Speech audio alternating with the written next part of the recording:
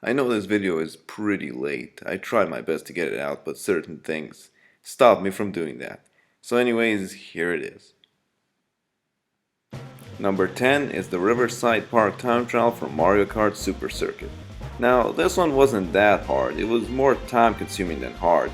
Nonetheless, there were a few tricks that you really had to master in order to get a good time. I, for instance, forgot to do this one trick which cost me a lot of seconds. And yeah, so it's a pretty simple event, but still hard enough to be on the list. Number 9 is the Mario Matrix minigame from Mario Party 8. This one was weird. The whole point of this minigame is to touch as many panels as you can before time runs out. The problem with this is the CPUs, because they always interfere with your touches, which leads to a lower score. Now, to combat this, you need to be very fast, and you also need RNG on your side. If you don't have good RNG, you will probably fail, like I did. This took like an entire night pretty much for me. And as you can see in this little clip, it's pretty chaotic, though when you get it, it's very nice.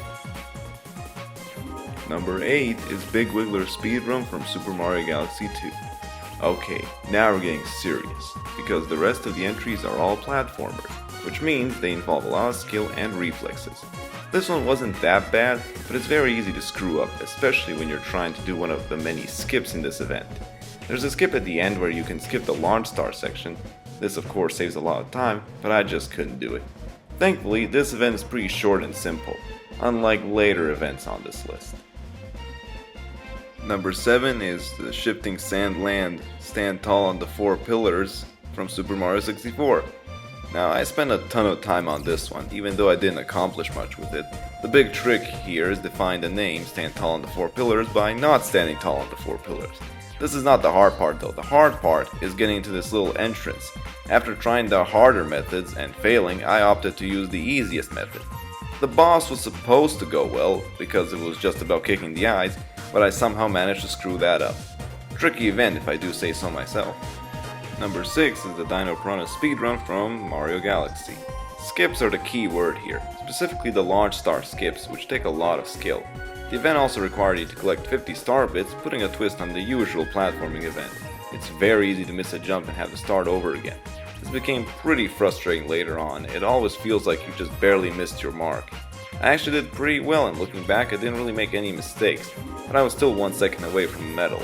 The reason for this is that I didn't realize you could get some star bits before landing at the beginning of the level. Needless to say, this disappointed me on many levels. Number 5 is World 3-3 from Super Mario Bros. 3. This is a short level, but it takes a long time to master.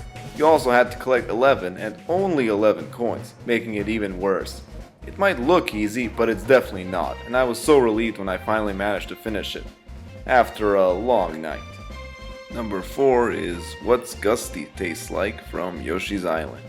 This is a tragic one because my time on this one was actually gold medal time, but due to technical difficulties I wasn't able to submit it on time. Yeah. Anyway, it's common knowledge that Yoshi's Island is amongst the harder Mario games when it comes to learning the more advanced moves.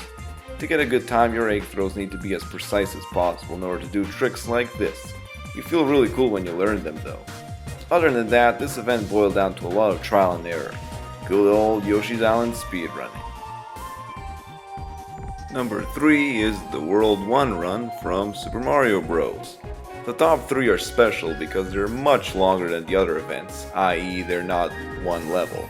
Here you have to learn the layout of 4 levels, easier said than done. The farther you get and fail, the harder it is to bring yourself to try again. Plus, the older Mario games don't really give you a lot of options when it comes to coming up with faster speedrunning strategies. It's pure skill. This isn't even the worst example of that. Number 2 is the Tilt Island minigame from Super Paper Mario. Now this was a nightmare. It takes forever, and if you fail you lose a ton of time, making it the most stressful event because the chances of you getting everything right aren't all that high. I still have flashbacks of this minigame. Yeah, I got PTSD because of this. Whenever I hear that music, man, I just lose it. It was worth it in the end, but My heart was racing in all 20 rounds, so it wasn't the best experience.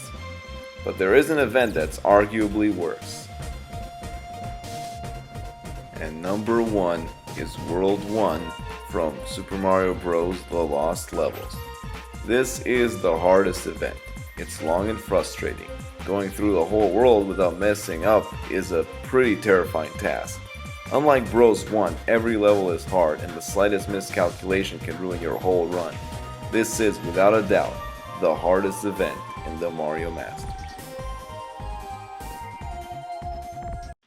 And that's the list. I hope you enjoyed it, and goodbye. Somebody once told me the world is gonna roll me. I ain't the sharpest tool in the shed. Hey, that's a licensed song.